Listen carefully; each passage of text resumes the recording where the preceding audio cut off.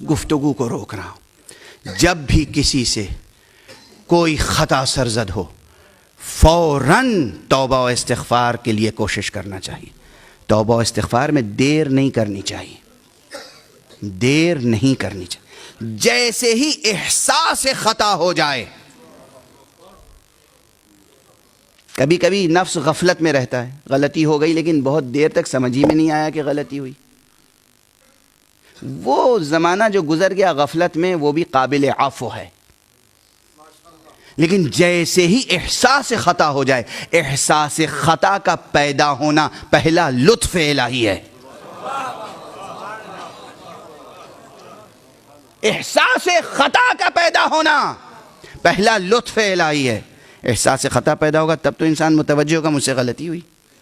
جیسے ہی احساس خطا پیدا ہو ویسے ہی توبہ، انابہ اور تلافی کی کوشش ہونی چاہیے. اس لیے اسی آیت کریمہ کے بعد یہ ہے کہ انہ هو الغفور الرحیم وانیبوا الی ربکم واسلموا له من قبل ان یاتیکم العذاب ثم لا تنصرون.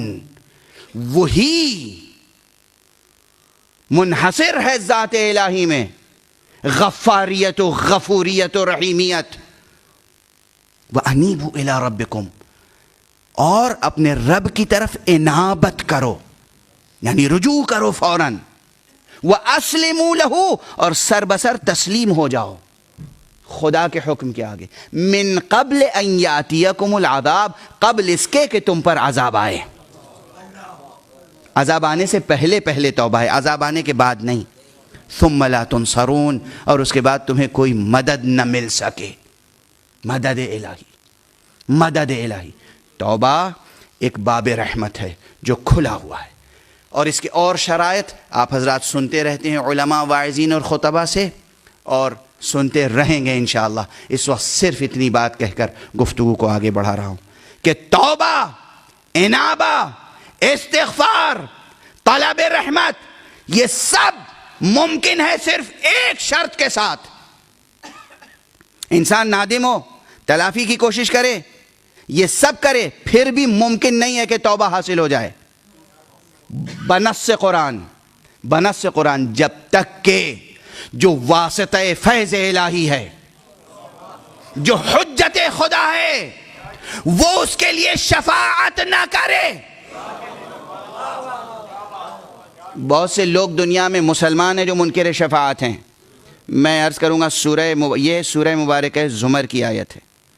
سورہ مبارکہ زمر کی غالباً 53ویں یا 54ویں آیت ہے، جو میں نے سرنامہ کلام کے طور پہ کل بھی پڑھی اور آج بھی.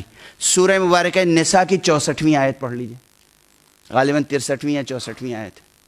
اس میں ارشاد الہی ہے کہ وَمَا أَرْسَلْنَا مِن رَسُولٍ إِلَّا لِيُطَاعَ بِإِذْنِ اللَّهِ، ہم نے کوئی رسول نہیں بھیجا مگر اس لیے کہ باذن خدا اس کی اطاعت کی جائے. وما ارسلنا من رسول الا لیطاع باذن اللہ، اللہ کے اذن سے اس کی اطاعت کی جائے. کس کی اطاعت؟ رسول کی، رسول کی اطاعت کی جائے. اور اس کے بعد کیا ہے؟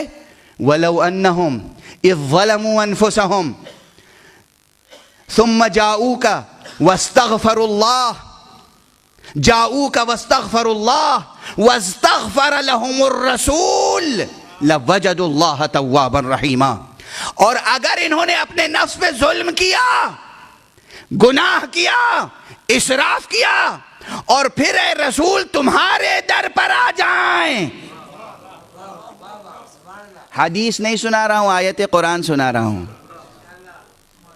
وَلَوْ أَنَّهُمْ إِذْ ظَلَمُوا أَنفُسَهُمْ جَاءُوكَ، آپ کے پاس آئیں، وَاسْتَغْفَرُوا اللَّهَ، اور اللہ سے استغفار کریں، وَاسْتَغْفَرَ لَهُمُ الرَّسُولُ، اور یہ رسول بھی ان کے لیے استغفار کرے،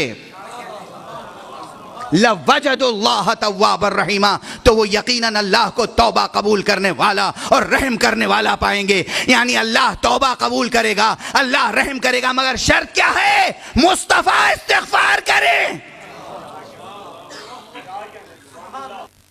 مصطفیٰ گنہگاروں کے لیے استغفار کریں تب خدا گنہگاروں کو بخشے گا. اور اگر کوئی گنہگار مصطفیٰ ہی پہ ظلم کرے،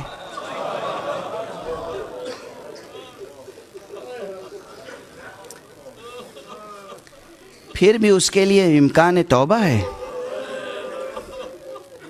پھر بھی اس کے لیے امکان استغفار ہے.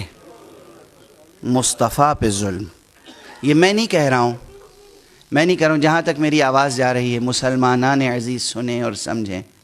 آپ حضرات نے حضرت شاہ عبدالعزیز محدث دہلوی کا نام سنا ہوگا.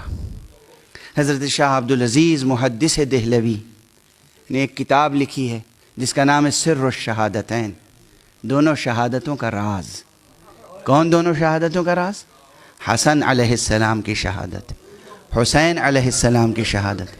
ان شہادتوں کا راز کیا راز ہے؟ بس ایک جملے میں سمیٹ کے کہہ رہا ہوں، کتاب پڑھ لیجئے، کتاب خانوں میں موجود ہے. کہتے ہیں یہ دونوں شہادتیں دراصل ان دونوں نواسوں کی شہادتیں نہیں ہیں، یہ شہادتیں رسول کی شہادت. حسن کی شہادت نہیں ہے، محمد عربی کی شہادت. حسین کی شہادت نہیں ہے، محمد عربی کی شہادت ہے. اگر یہ تسلیم ہے تو پھر حسین کا سینہ پامال نہیں کیا جا رہا تھا، وہ محمد کا سینہ تھا جو پامال کیا جا رہا تھا.